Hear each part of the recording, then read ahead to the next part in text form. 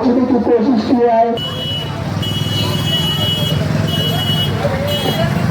जो जिम्मेदार लोग हैं आज के सामने कुछ बातें रखेंगे और सुनिए, क्योंकि आज हमारे गांव को हम तालुका बना के रखेंगे, क्योंकि हमारा गांव सही मानों में हकदार है।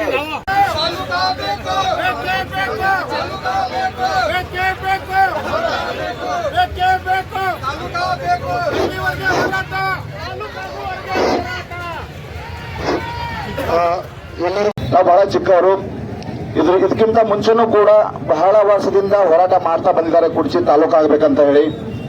ಇದೇನು ಮಾಡ್ತಾ ಇದ್ದಾರೆ, ಹೋರಾಟ ಮಾಡಿದ ನಂತರ ಅದೇ ರೀತಿ ಹೋರಾಟ ಮಾಡಿ ಮನವಿ ಕೊಡೋದು ಅಷ್ಟೇ ಅಲ್ಲ, ಅದ್ರ ಬಗ್ಗೆ ಪ್ರೊಸೆಸಿಂಗ್ ಮಾಡಬೇಕು. ಯಾಕಂದ್ರೆ ನಾವು ಮನವಿ ಇವತ್ತು ಕೊಟ್ಟ ತಕ್ಷಣ ಮತ್ತೆ ಮುಂದಿನ ಅಧಿವೇಶನದಲ್ಲಿ ಈಗ ಜಿಲ್ಲೆ ಬಂದಿದ್ದಾರೆ ಬೆಳಗಾವ, ನಾವು ಮಾತಾಡೋದು ಸರಿಯಲ್ಲ.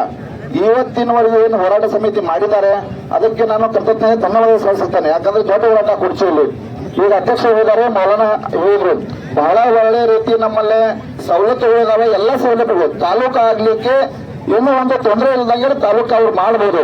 ಯಾಕಂದ್ರೆ ನಾವು ಯಾವಾಗ ಮಾಡ್ಬೋದು ಅದೇ ಹೇಳ್ತೀನಿ.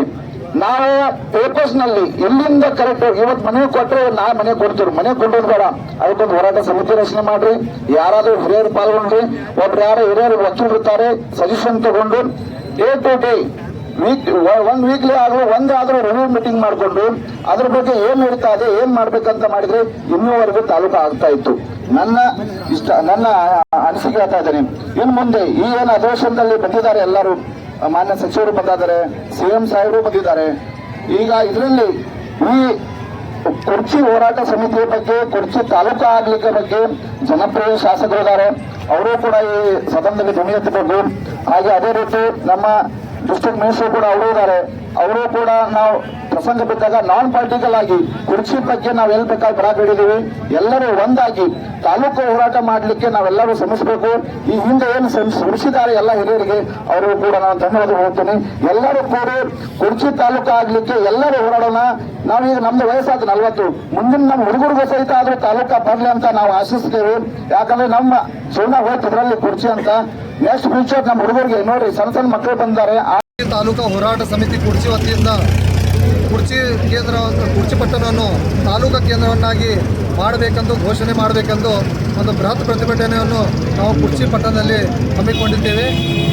ತಮ್ಮ ಮುಖಾಂತರ ಮಾನ್ಯ ಘನ ಸರ್ಕಾರ, ಮುಖ್ಯಮಂತ್ರಿ ಅವರಿಗೆ, ಉಸ್ತುವಾರಿ ಸಚಿವರಿಗೆ, ನಮ್ಮ ಶಾಸಕರಿಗೆ ಮನವಿ ಮಾಡಿಕೊಳ್ಳೋದೇನೆಂದರೆ ಕುರ್ಚಿಯನ್ನು ಆದಷ್ಟು ಬೇಗನೆ ಕುರ್ಚಿ ಪಟ್ಟಣವನ್ನು ಈ ಅಧಿವೇಶನದಲ್ಲಿ ತಾಲೂಕಾ ಕೇಂದ್ರವನ್ನಾಗಿ ಘೋಷಣೆ ಮಾಡಬೇಕಂತ ನಮ್ಮ ಇಲ್ಲಿ ಕುರ್ಚಿ, ಸುಟಟ್ಟಿ, ನಿಲ್ಜಿ, ಮೊರಬ್, ಕಮಲಾಪುರ್, ಸಿದ್ದಾಪುರ್, ಯಲ್ಪರಟ್ಟಿ, ಹೆಬರಟ್ಟಿ, ಗುಂಡ್ವಾ, ಶುರ್ಗೂರ್ ಸುತ್ತಮುತ್ತ ಎಲ್ಲ ಗ್ರಾಮದ ಮನವಿಯನ್ನು ನಾವು ಇವತ್ತು ಡಿಪ್ಯೂಟಿ ತಹಸೀಲ್ದಾರ್ ಮುಖಾಂತರ ಘನ ಸರ್ಕಾರಕ್ಕೆ ಕೊಟ್ಟಿದ್ದೇವೆ. ಕುರ್ಚಿ ತಾಲೂಕು ಆಗುವ ಎಲ್ಲ ಅರ್ಹತೆಗಳಿವೆ.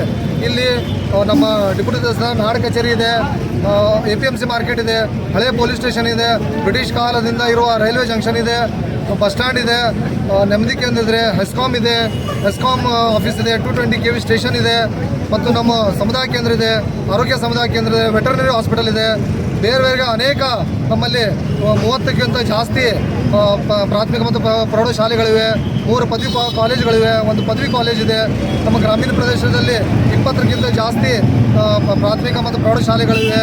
ಇಲ್ಲಿ ನಾವು ಆಲ್ರೆಡಿ ಡಿಪ್ಯೂಟಿ ತಹಸೀಲ್ದಾರ್ಗೆ ಆಫೀಸ್ ಮಾಡಲಿಕ್ಕೆ ಇಲ್ಲಿ 20 ಗುಂಟೆ ಜಾಗವನ್ನು 2008ರಲ್ಲಿ ಆಲ್ರೆಡಿ ಒಂದು ಗಿಫ್ಟ್ ಡೀಡ್ ಮಾಡೋನ್ನು ಕೊಟ್ಟಿದ್ದಾರೆ. ಬರುವ ದಿನಮಾನಗಳಲ್ಲಿ ಬೇರೆ ಬೇರೆ ಯಾವ ಆಫೀಸ್ಗಳು, ಕಚೇರಿಗಳು, ಸರ್ಕಾರಿ ಕಚೇರಿಗಳು ಕುರ್ಚಿಯಲ್ಲಿ ಮಾಡೋಕ್ಕೆ ಬರಬೇಕು. ಅದಕ್ಕೆ ಜಾಗದ ಸವಲತ್ತು ಕೂಡ ನಾವು ಇವತ್ತು ನಮ್ಮ ಘನ ಸರ್ಕಾರ ಒಂದು ಕಮಿಟಿ ಹಾಕಿದರೆ ನಾವು 8 ದಿನದಲ್ಲಿ ಜಾಗವನ್ನು ಕೊಡಲಿಕ್ಕೆ ಕುರ್ಚಿ ಪಟ್ಟಣದ ಎಲ್ಲ ಜನರು ಸಿದ್ಧರಾಗಿದ್ದಾರೆ. ಎಲ್ಲ ಮುಖಂಡರು ಕೂಡ ಇಲ್ಲಿ ಹೇಳಿದ್ದಾರೆ, ನಾವು ಯಾವುದೇ ರೀತಿಯ ಸರ್ಕಾರಿ ಕಚೇರಿಗಳಿಗೆ ಜಾಗ ಕೂಡ ಇಲ್ಲಿ ಸೌಲಭ್ಯವನ್ನು ಮಾಡಿಕೊಡ್ತೀವಿ. ಮತ್ತು ಕುರ್ಚಿ ಒಂದು 50,000ಕ್ಕಿಂತ ಜಾಸ್ತಿ ಜನಸಂಖ್ಯೆ ಪಟ್ಟ ನಮ್ಮ ಪಟ್ಟಣವಾಗಿದೆ. ಸುತ್ತಮುತ್ತಲಿನ ಜನಸಂಖ್ಯೆ, ಊರಿನ ಎಲ್ಲ ಜನಸಂಖ್ಯೆ ಸೇರಿಸಿದರೆ ಇದು 1 ಲಕ್ಷಕ್ಕೆ ಸಮೀಪ ನಮ್ಮ ಎಲ್ಲ ಜನಸಂಖ್ಯೆ ಆಗುತ್ತದೆ. ಅದಕ್ಕಾಗಿ ಕುರ್ಚಿ ಪಟ್ಟಣವನ್ನು ನಮ್ಮ ಮತಕ್ಷೇತ್ರ ಕುರ್ಚಿ ಶಾಸಕರ ಮತಕ್ಷೇತ್ರ ಕುರ್ಚಿ ಪಟ್ಟಣವನ್ನಿದೆ.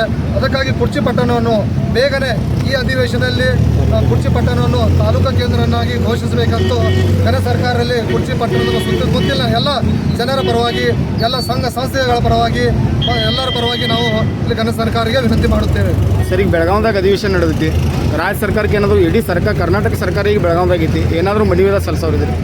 ನಾವು ಕರ್ನಾಟಕ ಸರ್ಕಾರಕ್ಕೆ ಉಗ್ರ ನಾಳದ ಇವತ್ತು ಡಿಪ್ಯೂಟಿ ತಹಸೀಲ್ದಾರ್ ಮುಖಾಂತರ ಮನವಿಯನ್ನು ಕೊಟ್ಟಿದ್ದೇವೆ. ಮತ್ತು ಬುಧವಾರ ದಿನ ನಾವು ಅಧಿವೇಶನದಲ್ಲಿ ಹೋಗಿ, ಬೆಳಗಾವಿಯಲ್ಲಿ ಹೋಗಿ ನಾವು ಮಾನ್ಯ ಮುಖ್ಯಮಂತ್ರಿಗಳಿಗೆ, ಮಾನ್ಯ ಉಪಮುಖ್ಯಮಂತ್ರಿಗೆ, ಉಸ್ತುವಾರಿ ಸಚಿವರಿಗೆ, ಶಾಸಕರಿಗೆ, ರೆವಿನ್ಯೂ ಮಿನಿಸ್ಟರ್ ಅವರಿಗೆ ಎಲ್ಲರಿಗೂ ಭೇಟಿಯಾಗಿ ನಾವು ಪರ್ಸನಲಿ ಅವ್ರಿಗೂ ಕೂಡ ನಮ್ಮ ಕುರ್ಚಿ ಪಟ್ಟಣದ ಬಗ್ಗೆ ಹೇಳಿ ನಾವು ಮನವಿಯನ್ನು ಕೊಡೋದು ವ್ಯವಸ್ಥೆಯನ್ನು ಮಾಡಿಕೊಂಡಿದ್ದೀವಿ. ಥ್ಯಾಂಕ್ ಯು, ಧನ್ಯವಾದ.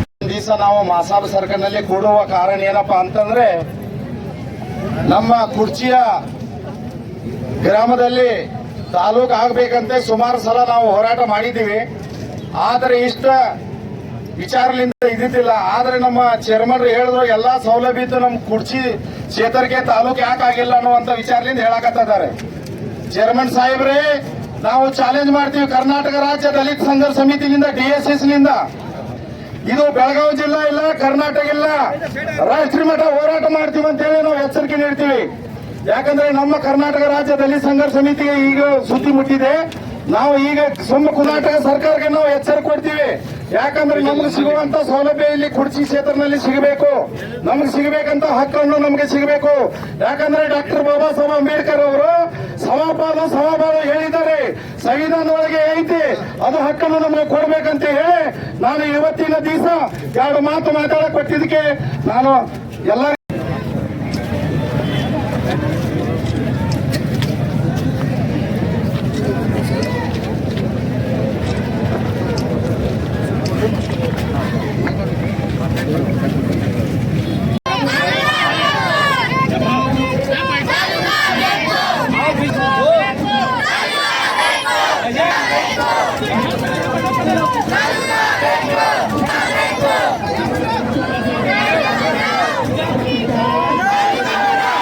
ಅದೇ ರೀತಿ ಪೊಲೀಸ್ ಸ್ಟೇಷನ್ ಈಗೇನು ಕೊಡ್ತಿದ್ದಾರೆ, ಪೊಲೀಸ್ ಸ್ಟೇಷನ್ ಮಾಧ್ಯಮದವರು ಎಲ್ಲರಿಗೂ ಕೂಡ ಧನ್ಯವಾದ ಹೇಳ್ತಾ, ಈ ಪ್ರೊಟೆಕ್ಷನ್ ಇಲ್ಲಿಗೆ ನಿಲ್ಲಬಾರದು. ಮುಂದಿನ ದಿನಮಾನಗಳಲ್ಲಿ ನಾವೇನ್ ರೀತಿ ಯಾವ ರೀತಿ ಡಾಕ್ಯುಮೆಂಟ್ ರೆಡಿ ಮಾಡಿ ಏನ್ ಮಾಡ್ಬೇಕಲ್ಲ ಎಲ್ಲರೂ ಸೇರಿಕೊಂಡು ಮಾಡ್ಬೇಕಂತ ಹೇಳಿ ಈ ಮುಖಾಂತರ ಸರ್ಕಾರಕ್ಕೆ ಮನವಿ ಸಲ್ಲಿಸ್ತೇನೆ. ಆ ಮನೆ ನಮ್ಮ ಯಾರು ಕರೆ ಕಳಿಸ್ಬಿಟ್ಟು ಶಾಂತಿ